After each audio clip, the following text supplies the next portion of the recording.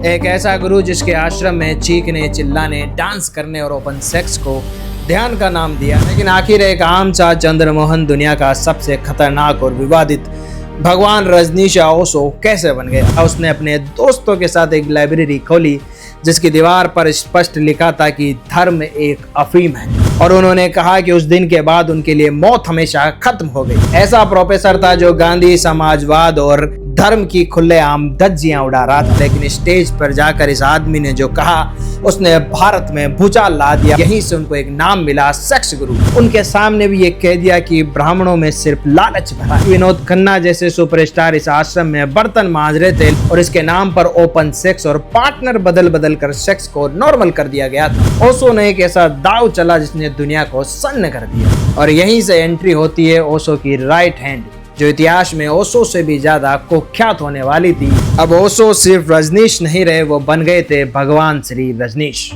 अगर मैं आपसे कहूं कि भगवान तक पहुंचने का रास्ता सेक्स से होकर गुजरता है तो आप क्या कहेंगे?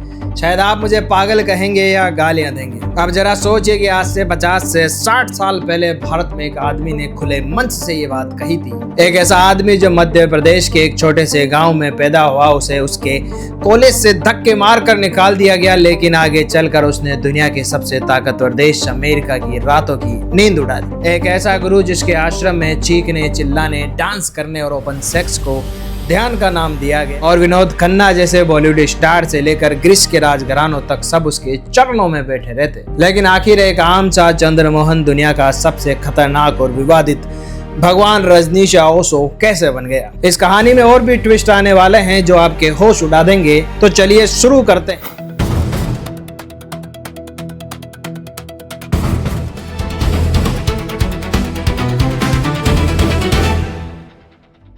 तारीख थी 11 दिसंबर 1931। मध्य प्रदेश का एक गांव कुछवाड़ा। एक अमीर जमींदार परिवार में जन्म होता है चंद्रमोहन जैन का, जिसे घर में सब रजनीश बुलाते थे। नाना नानी के पास 1400 एकड़ जमीन थी, तो रजनीश का बचपन शुरू से एक राजकुमार से कम नहीं था। लेकिन इस बच्चे के दिमाग में बचपन से ही एक खिचड़ी पक रही थी। आप खुद सोचिए, अगर आपके पिता बहुत बड़े आस्तिक है, रोज मंदिर जाते हैं, व्रत रखते हैं, और आपके दादा एक कट्टर नास्तिक हो जिन्हें भगवान या मौत किसी का डर ना हो, तो आपका दिमाग कैसा होगा? रजनीश के साथ बिल्कुल ऐसा ही हुआ। उन्हें किसी ने टोका नहीं, पूरी आजादी मिली। नतीजा 12 साल की उम्र तक उस लड़के ने घर के सारे धार्मिक शास्त्र पढ़ डाले, और सिर्फ पढ़े ही नहीं, अपने पिता से उन धार्मिक शास्त्रों के अंधविश्वास पर डिबेट भी करने लगे। वो कबीर, नानक, मार्क्स से लेकर गांधी तक सब पढ़ चुका था। जवानी आते आते रजनीश एक कट्टर कम्युनिस्ट बन गया था। उसने अपने दोस्तों के साथ एक लाइब्रेरी खोली जिसकी दीवार पर स्पष्ट लिखा था कि धर्म एक अफीम है, और ये तो बस शुरुआत थी। इस लड़के का यही विद्रोही नेचर आगे चलकर पूरी दुनिया के धर्म गुरुओं की नाक में दम करने वाला था। 1951 में 19 साल का ये लड़का जबलपुर के हितकानी कॉलेज में पहुंचा, लेकिन वहां के इसके सवालों ने टीचर्स का ऐसा दिमाग खराब किया कि एक टीचर्स ने प्रिंसिपल को स्पष्ट कह दिया, या तो रजनीश इस कॉलेज में रहेगा या मैं रहूंगा। लिहाजा कॉलेज छोड़कर इन्हें डीएन जैन कॉलेज में जाना पड़ा, और वहां भी इन्हें क्लास में बैठने की इजाजत नहीं थी, सिर्फ ये एग्जाम दे सकते थे, इतनी सी छूट थी। अब आप सोच रहे होंगे ना कि ओशो में ऐसा क्या था कि बड़े बड़े फिलोसोफर उनके आगे पानी भरते थे। जवाब है डेटा और डीप नॉलेज। उन्होंने इतनी किताबें पढ़ी जितनी एक आम आदमी पढ़ने की सोच तक नहीं सकता है। अब लौटते हैं अपनी पुरानी कहानी पर। कॉलेज से निकल जाने के बाद 21 मार्च 1953 को कुछ ऐसा हुआ जिसने सब कुछ बदल के रख दिया। 21 साल का रजनीश जबलपुर के भंवरताल गार्डन में एक पेड़ के नीचे बैठा था। अचानक उसे ऐसा लगा कि वो अपने शरीर से बाहर निकल गया है। वो खुद को बाहर देख रहे थे। ओशो ने अपनी वीडियोज में इस चीज को एनलाइटमेंट कहा, और उन्होंने कहा कि उस दिन के बाद उनके लिए मौत हमेशा खत्म हो गई। ये बातें अक्सर वो अपने सेमिनार और उन वीडियोज में कहा करते थे जो हम तक आजकल पहुंचती है। इसके बाद रजनीश ने फिलोसॉफी में मास्टर किया, वो एक प्रोफेसर बन गए, लेकिन ये कोई आम प्रोफेसर नहीं थे। ऐसा प्रोफेसर था जो गांधी, समाजवाद और धर्म की खुलेआम धज्जियां उड़ा रहा था। अब जो मैं आपको बताने जा रहा हूं वो सुनकर शायद आपको भी गुस्सा आ जाए। ये समय था 1958, बॉम्बे का भारतीय विद्या भवन। हजारों लोगों की भीड़ रजनीश को प्यार पर लेक्चर देने के लिए बुलाया था, लेकिन स्टेज पर जाकर इस आदमी ने जो कहा उसने भारत में भूचाल ला दिया। उन्होंने कहा कि सेक्स को दबाओ मत, मोक्ष तक पहुंचने के सिर्फ 2 ही रास्ते हैं, सेक्स और मेडिटेशन। जब वो स्टेज से नीचे उतरे तो सारे आयोजक भाग चुके थे और यहीं से उनको एक नाम मिला, सेक्स गुरु। दुनिया के सबसे कुख्यात सेक्स गुरु का नाम तो उन्हें मिल ही चुका था। आज शायद हम इन चीजों के लिए कंफर्ट है, लेकिन तब की सामाजिक व्यवस्था को ओशो की इतनी गहरी बात समझ आना मुश्किल थी। उनके इन लेक्चर को एक किताब में छापा गया। किताब का नाम बड़ा चर्चित रहा। इस किताब का नाम था संभोग से समाधि तक। इन पे बड़ा दबाव बना कि किताब के नाम को चेंज कर दे, लेकिन ओशो मानने वाले कहाँ थे। हिंदू धर्म गुरुओं ने इन्हें बड़ी जान से मारने की धमकी दी। पर जो किरदार आप ओशो का सुन रहे थे, आप समझ पा रहे हैं कि ओशो रुकने वाले तो नहीं थे। समय आया 1969 विश्व के हिंदू सम्मेलन में उन्हें पुरी के शंकराचार्य के सामने प्रस्तुत किया गया और उन्होंने उनके सामने भी ये कह दिया कि ब्राह्मणों में सिर्फ लालच भरा है। ऐसे बेबाक अंदाज के कारण भारत में उनका विरोध बढ़ रहा था, लेकिन एक जगह और थी जहां उनका पक्ष बढ़ रहा था, अमेरिका और यूरोप। अमेरिका और यूरोप के हिप्पियों को रजनीश में अपना मसीहा दिखने लगा। वो लोग जो आज़ादी और ड्रग्स में अपनी शांति ढूंढ रहे थे, उनके लिए ओशो के विचार एक जादू की तरह थे। विदेशी फॉलोअर्स और बेहिसाब पैसों की बाढ़ आ चुकी थी। 1970 में रजनीश बॉम्बे शिफ्ट हुए। यहाँ उनकी पहली सेक्रेटरी बनी माँ योग लक्ष्मी, एक ऐसी महिला जिसकी पहुंच इंदिरा गांधी तक थी। यहाँ ओशो ने एक नया मूवमेंट शुरू किया, नियो सन्यासी। गेरुआ कपड़ा, गले में ओशो की तस्वीर और हर सन्यासी का एक नया नाम। अब ओशो सिर्फ रजनीश नहीं रहे, वो बन गए थे भगवान श्री रजनीश।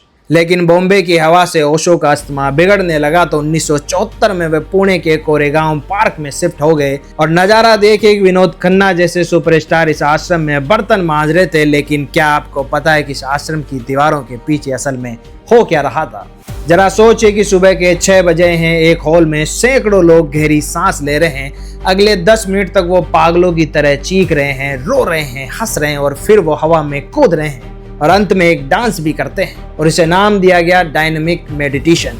यहाँ तक तो सब ठीक लग रहा था, पर कहानी अब डार्क होने जा रही है। आश्रम में एनकाउंटर और तंत्र गुप्त चलाए गए। मकसद था सेक्सुअल एनर्जी को बाहर निकालना और इसके नाम पर ओपन सेक्स और पार्टनर बदल बदल कर सेक्स को नॉर्मल कर दिया गया था।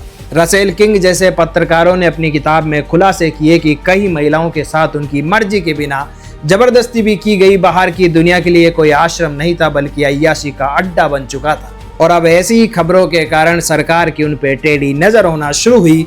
मोरारजी देसाई की सरकार ने आश्रम का टैक्स फ्री स्टेटस छीन लिया। ओशो पर $5 बिलियन का कर्जा भी लाद दिया और 1980 में एक कट्टरपंथी ने तो ओशो पर चाकू से जानलेवा हमला भी कर दिया। सब कुछ हाथ से निकलता जा रहा था और तभी 10 अप्रैल 1981 को ओशो ने एक ऐसा दाव चला जिसने दुनिया को सन्न कर दिया। ओशो ने ऐलान किया कि अगले 3 साल तक वो एक शब्द नहीं बोलेंगे। पर सोचने वाली बात ये थी कि एक गूंगा राजा राज कैसे करेगा। और यहीं से एंट्री होती है ओशो की राइट हैंड, जो इतिहास में ओशो से भी ज्यादा कुख्यात होने वाली थी, मां आनंद शिला। शिला वो औरत थी जो किसी से नहीं डरती थी। उसने ओशो को भारत से निकालने का प्लान बनाया। अमेरिका के एक बंजर इलाके जिसे बिग मडी रेंज कहते थे, शिला ने उसे पहले $5.75 मिलियन के अंदर खरीद लिया। 64,000 एकड़ की जमीन जहां सिर्फ 50 लोग रहते थे, वहां ओशो अपना नया खुद का देश बनाने जा रहे थे। मेडिकल वीजा के नाम पर मध्य प्रदेश के कुछवाड़ा का एक विद्रोही लड़का भगवान बनकर अमेरिका की धरती पर कदम रखता है। आप समझ रहे हैं कि एक इंसान जिस पर भारत पर हमले हो रहे थे, वह चुपचाप अमेरिका में अपना पूरा का पूरा शहर बसाने जा रहा था। लेकिन ओशो और शिला को यह नहीं मालूम था कि अमेरिका का यह सफर उनकी जिंदगी की सबसे भयानक गलती साबित होने वाली थी। जिस अमेरिका में ओशो भगवान बनकर गए थे, उसी अमेरिका ने ओशो को हथकड़ी क्यों पहना दी? दुनिया के किस देशों ने उन्हें अपने यहाँ घुसने में बैन क्यों कर दिया? क्या सच में आश्रम में बायोटेररिज्म जैसी भयानक साजिश रची गई थी? और सबसे बड़ा सवाल कि आखिर ओशो की मौत कैसे हुई? इन सारे सवालों के जवाब आपको अगले एपिसोड में मिलेंगे, जो आपको अंदर तक झकझोर देंगे। आपको हमारी ये कहानी अगर वर्थ इट लगी है तो चैनल को सब्सक्राइब कर ले ताकि पार्ट 2 आपसे मिस ना हो।